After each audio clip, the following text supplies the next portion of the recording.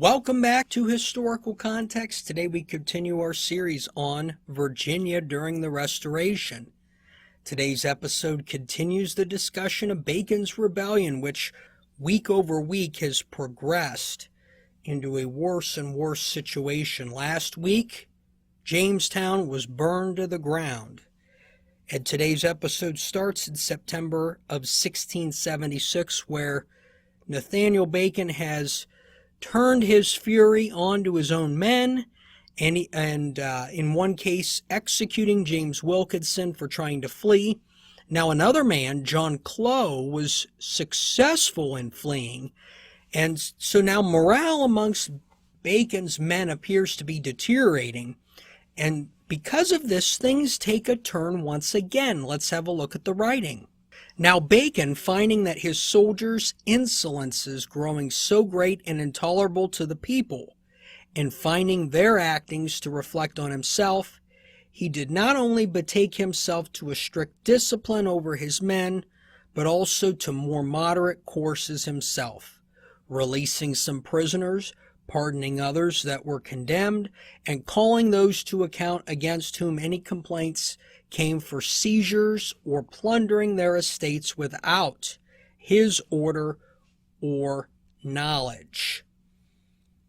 So Bacon is trying to become a little more moderate here. Bacon then moves his forces to Gloucester County and moves to propose a civil manner for resolving the rebellion. In his proposal, Bacon recommends a committee be formed for the settling of the south side of the James River, another committee to stay with the military and regulate its behavior, and a third committee for the regulation of relations and war with the natives. While Bacon may be moving towards peace, word of his actions reach England, and on September 30th, King Charles II sends two letters regarding Nathaniel Bacon, one to the Duke of York and the other to Lord Baltimore. And both letters are identical. Let's have a look. Nathaniel Bacon the Younger has made himself the head and leader of a rebellion in our colony of Virginia, highly to the dishonor of our royal authority and no less to the detriment of our good subjects in that colony, besides the danger of the example which, if not suppressed and punished, may spread its infection into the neighboring plantations. That is the king sounding the alarm. The rebellion may spread. The last time we've heard anything referred to as an infection was the Quakers in Massachusetts Bay. And Massachusetts Bay was beginning to execute them in 1660. So King Charles is taking this very, very seriously. While Nathaniel Bacon feels as if he's serving the king, the feeling is not mutual. In the letter to the Duke of York, the king requests that if Bacon were to flee to New York, which was formerly New Netherland, another series we'll cover later, that he be apprehended and returned to Virginia, not England, to Virginia. The same request was made to Lord Baltimore.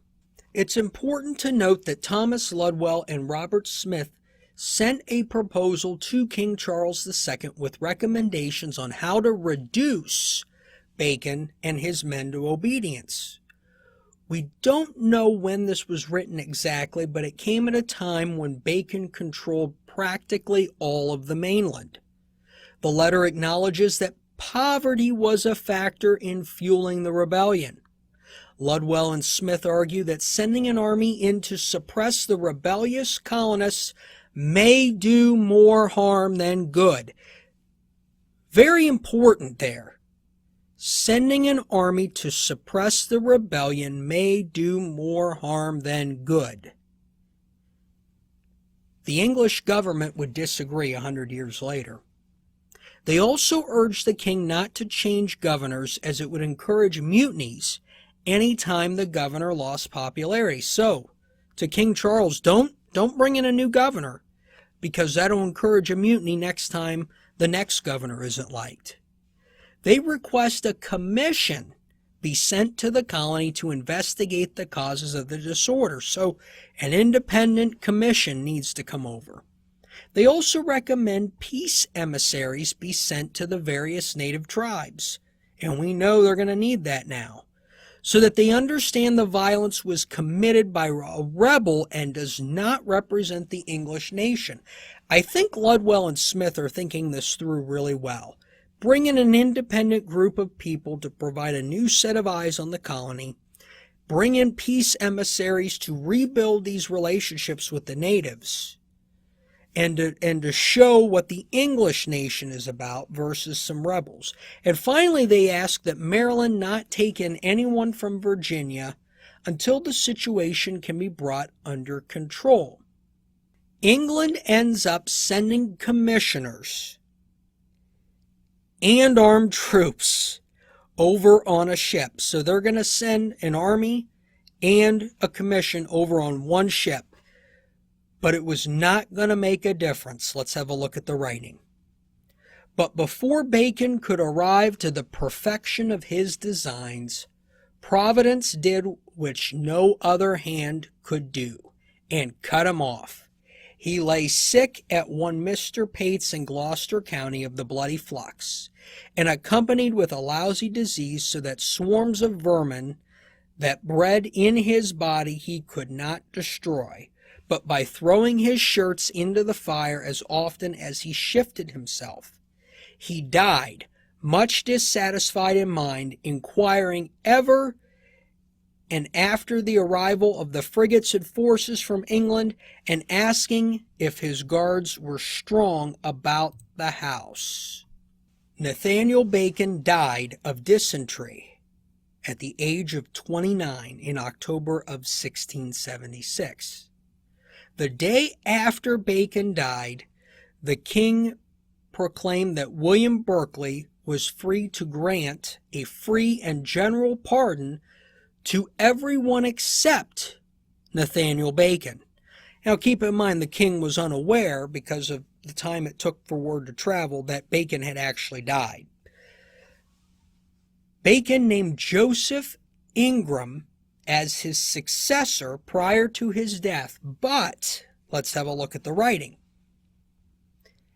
After Bacon's death, one Joseph Ingram, a stranger in Virginia, and came over but the year before this rebellion, under whose conduct the faction began to fall into several parties and opinions, which gave Sir William Berkeley's party opportunity by these divisions to surprise the rebels in small bodies as they sulked up and down the country. So Berkeley takes advantage of the divisions caused by Bacon's death and was able to take control back of the colony. Now, another writing indicated that Governor Berkeley acted on information that Bacon had died, sailed over with an army of men, and retook the colony without much of a fight. In January of 1677, Berkeley officially takes control of the colony and decides to court-martial the former leaders of the Bacon Rebellion. Remember, the king back in September said, you can grant free and general pardon to everyone except Bacon. William Berkeley decides to do a court-martial. Many of these court-martials were actually held on a ship because, remember, Jamestown had been burned to the ground. There was no state house to meet in. Between January and the end of March, approximately 20 members of the rebellion were executed. In late March, one of the last people executed was Giles Bland, who we followed several weeks ago. Meanwhile, the regiment of English soldiers and the commissioners assigned to investigate the causes of the rebellion arrived in Virginia, and they arrived on January 29, 1677. They came in on a single ship, and that didn't stop, as you could tell, Berkeley from his executions. While the rebellion may be quieting down, the commissioners would discover a litany of complaints throughout the countryside and throughout the colony. and these grievances would be in a wide variety. The investigation would lead to further fallout and further changes in Virginia. So the investigation is underway, and the sights will turn back on to Governor Berkeley next time on Historical Context.